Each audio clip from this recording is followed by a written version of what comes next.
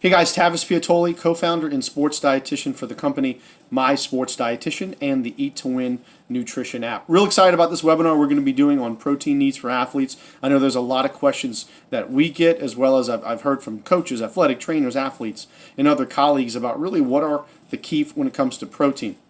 Just a little bit about my background real quick. I've spent time in the NFL with the New Orleans Saints in the past, as well as the Pelicans and Tulane Athletics. Now a lot of my work surrounds high school athletes and education and nutrition meal planning for high school, college, pro, and Olympic athletes. So in this webinar, what we're going to really cover is I'll talk about the function of protein. What does it do? Why is it beneficial? Why do we need it? Also, we'll kind of talk about timing. Is timing that important? And really, if we do time, how much do we need? How much do you actually need to consume in a day? That's the big question, is how much can my body absorb? How much do I need to maybe maximize muscle growth and recovery? And maybe even for those that want fat loss. And then finally, we'll talk about the types of protein. Is it better to consume whey versus casein versus plant?